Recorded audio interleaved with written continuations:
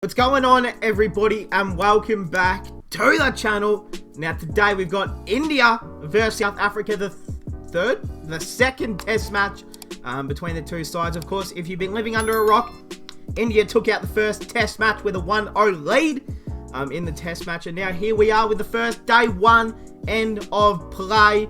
India all bowled out for 202 just before the end of day's play, and South Africa 1 for 35 at the end of day's play. You already have a look at the live win probability here. South Africa, 46% win probability. The draw, 17%.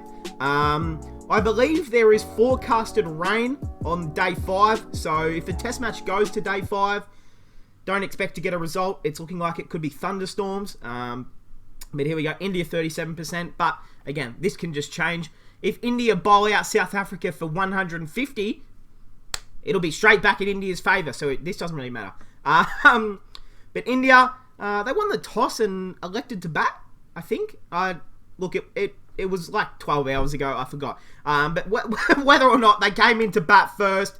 No Virat, unfortunately, out with back spasms. Is that true? Who knows? So it meant KL Rahul took the blazer, became the captain. Super happy for him. Deserved. He's been in career best form in all three formats, and truly deserved. And led from the front, a half century.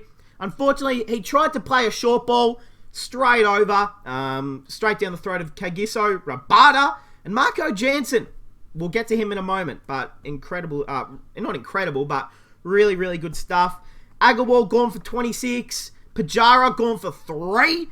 And guess what? Rahane, you wouldn't believe it, gone for a golden duck. Unfortunate for Rahane. Vihari came in to replace Kohli.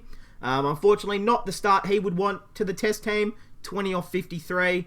Rishabh gone for 17. Ashwin, I mean, he's the best tail ender in the world, isn't he? He's another batsman. He is another batsman.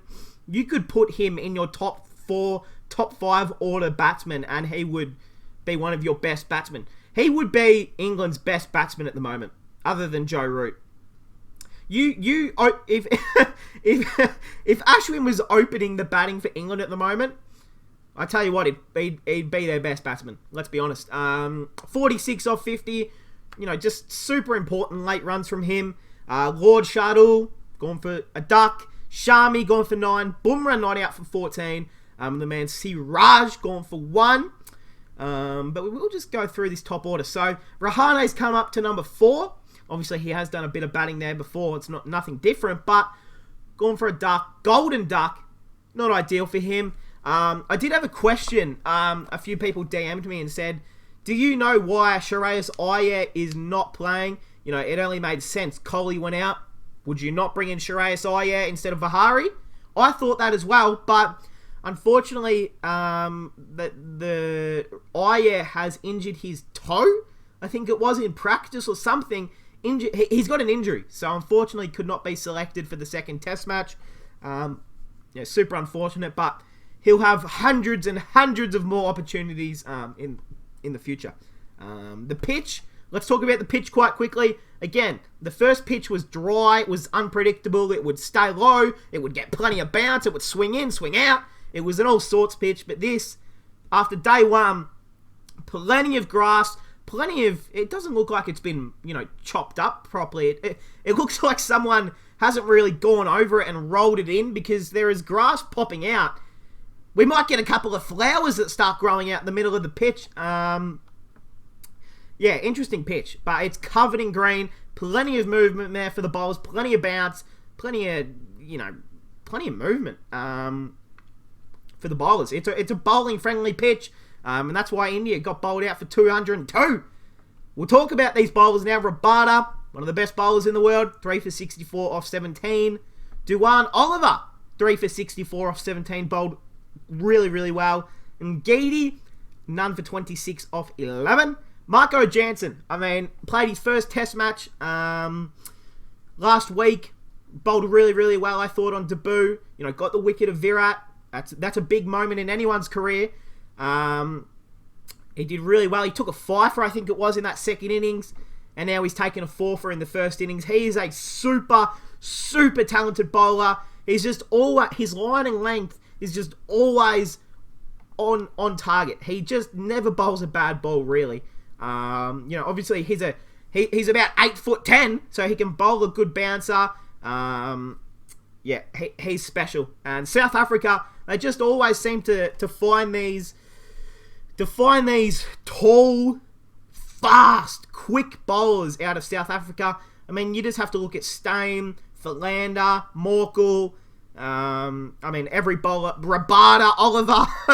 Ngidi. I mean, anyone that's ever played for South Africa is normally a fast bowler. So, yeah, he's a special talent. And Keshav Maharaj bowled one over, none for 6. Doesn't really matter there. But hey, South Africa's first innings, a great ball from Mohammad Shami got out my man Aiden Markram. You guys know I want Markram to do well. That bit of friendly fire. The Punjab Kings boy bowls out the Punjab Kings boy. So I don't know who to feel for there. Gone for 7. Look, he scored double ones in the first test, and now he scores a 7. I don't know why he's opening. I'm going to be brutally honest. I think he's more suited to be a number 3, number 4, number 5 batsman. But hey, South Africa, I'm sure they know more than me. I would rather be opening with Keegan Peterson, who I spoke about in my first test match review. He is so impressive. So impressive. He's a skinny little guy, but gee, he has some power in his strokes down the ground. Hits a cover drive as well as anyone at the moment. Super impressive. I'm excited to see what he can do on tomorrow's day play. I kind of hope he can go on and score big, to be honest. Would I rather India win?